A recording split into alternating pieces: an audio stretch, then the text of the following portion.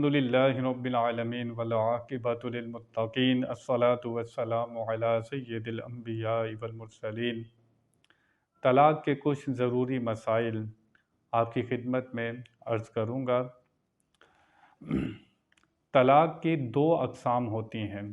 کوئی بھی شخص جو طلاق دیتا ہے تو طلاق کی دو صورتیں ہوتی ہیں، دو کنڈیشن ہوتی ہیں۔ یا تو وہ طلاق رجعی ہوگی یا طلاق بائن ہوگی۔ طلاق رجعی جس میں عورت عدت میں ہوتی ہے اور انسان اس سے رجوع کر سکتا ہے بغیر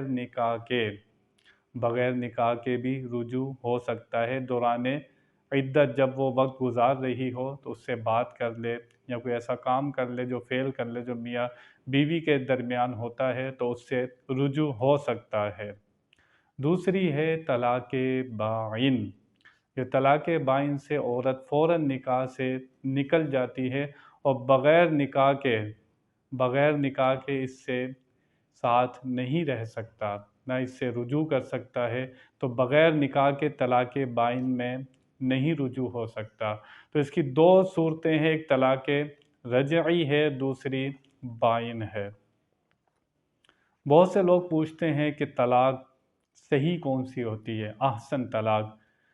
ویسے تو نبی کریم صلی اللہ تعالی وسلم کے مفہوم ہے ایک بات کا، فرمایا کہ اللہ تعالیٰ کو حلال چیزوں میں سب سے ناپسندیدہ چیز جو ہے وہ طلاق ہے، کہ جب طلاق دی جائے اور کوئی عذر نہ ہو، کوئی مجبوری نہ ہو، بغیر عذر کے، بغیر کسی شرعی وجہ کے اگر اسے طلاق دے دی جائے تو اللہ تعالیٰ کا عرش ہل جاتا ہے۔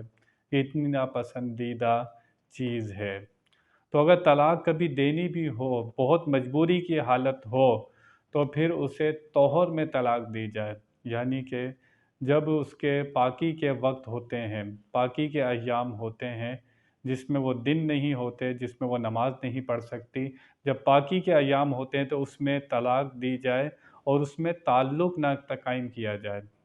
جو تعلق زوجین ہوتا ہے اس میں قائم نہیں کیا جائے پاکی کے دنوں میں، اور ایک طلاق دی جائے۔ کتنی؟ ایک طلاق دی جائے اور لفظ طلاق سے طلاق دی جائے۔ ایک طلاق دیے، لفظ طلاق سے طلاق دی جائے تو عورت عدت میں چلی جاتی ہے، وہ اپنی عدت گزارے گی۔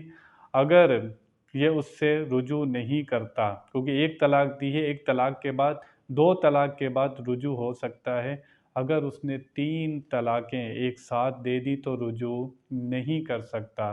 اس لیے پسندیدہ طلاق یہی ہے کہ ایک طلاق دی جائے اور طہر میں دی جائے، تعلق قائم نہ کیا جائے، اور لفظ طلاق سے طلاق دی جائے اور وہ اپنی عدت پوری کرے۔ جب اس کی عدت گزر جائے گی وہ ویسے ہی نکاح سے نکل جائے گی اور وہ کسی اور سے شادی کر سکتی ہے۔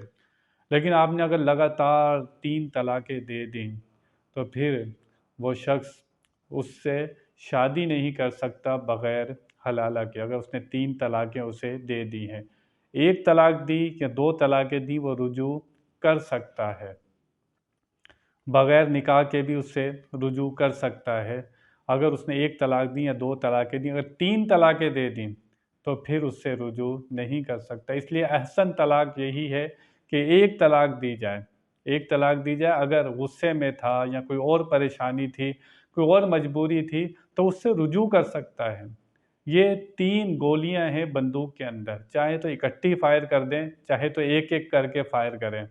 ایک ایک کر کے فائر کرنے میں سے اسی کا فائدہ ہے کہ اس نے ایک طلاق دی ہے، 2 طلاقیں دی، رجوع کر سکتا ہے۔ کبھی غصہ ٹھنڈا ہو گیا، ماحول اچھا ہو گیا، وہ دوبارہ رکھنا چاہتا ہے تو رکھ لے گا۔ تو احسن طلاق دینی چاہیے۔ یہ اچھی طلاق ہوتی ہے کہ اس سے ایک راستہ بچا رہتا ہے۔ اس کے مخالف ہوتی ہے وہ بدعی طلاق ہوتی ہے، وہ ناپسندیدہ طلاق ہوتی ہے کہ لگاتار 3 طلاقیں دے دینا، طلاق مغلظہ، 3 طلاقیں ایک ساتھ دے دینا، یہ شریعت کو پسند نہیں ہے۔ اور پھر طہر میں طلاق دی تو تعلق قائم کر لیا تو پھر بھی شریعت کو پسند نہیں ہے۔